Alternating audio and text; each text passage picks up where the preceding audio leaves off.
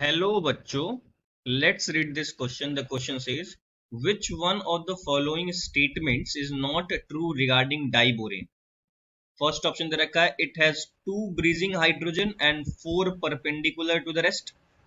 When methylated, the product is Me4B2H2. The breathing hydrogens are in a perpendicular plane to the rest. All the BH bond distances are equal. इस question का जो की concept है वो based है structure of diborane पर, और ऐसे भी बोल सकते हैं plus reaction of diborane with with alkyl halide. और कौन सा लेंगे हम, तो ये लेंगे CH3Cl लेंगे। तो सबसे पहले स्ट्रक्चर बनाते हैं। तो देखिए यहाँ पे क्या होता है, डाइबोरेन का फॉर्मूला है B2H6। इसमें दो बोरॉन है, एक दो, दोनों ही बोरॉन इलेक्ट्रॉन डिफिशियंट है। तो हाइड्रोजन जो होगा, टर्मिनल हाइड्रोजन कुछ ऐसे बनेंगे। ये हो गया टर्मिनल हाइड्रोजन। इसमें कौन कौन सा होगा, तो इसमें दो सेंटर है और यहाँ पे दो सेंटर है और दो इलेक्ट्रॉन है, इसलिए बोलते हैं two centred two electron bond.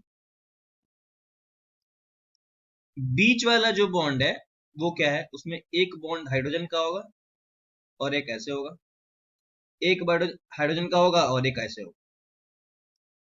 तो ऐसा बोला जाता है कि जो टर्मिनल वाले हैं, टर्मिनल हाइड्रोजन, ये क्या होते हैं,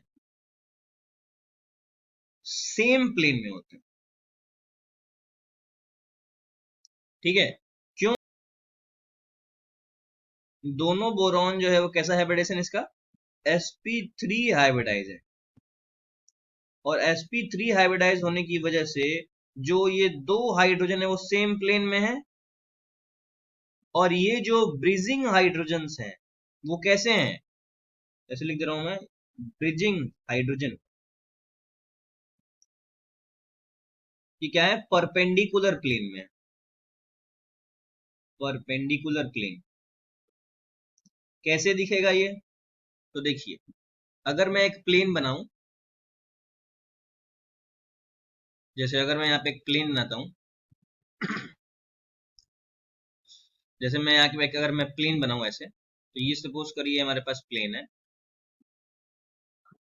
तो यहाँ पे देखिए, अगर मैं बोरॉन लिख दूं तो ये बोरॉन हो गया, ये भी बोरॉन हो गया, ये एक हाइड्रोजन यहाँ, एक हाइड्रोजन यहाँ, एक हाइड्रोजन इधर और एक हाइड्रोजन इधर। तो टर्मिनल वाले तो प्लेन में है, और अगर मान लीजिए जो ब्रिजिंग वाला है उनको उसको बनाना है तो ऐसे बनेगा, ब्रिजिंग वाला कुछ ऐसे बनेगा, ऐसे होते हैं। ठीक है, तो ये ब्रिजिंग वाले बन गए। ये हो गया हमारा ब्रिजिंग वाला हाइड्रोजन, जो कैसा है, जो परपेंडिकुलर है किसके, प्लेन के। तो इसको दिखाते हैं इस चीज से, ये है हमारे पास परपेंडिकुलर प्लेन, तो वो इसमें है।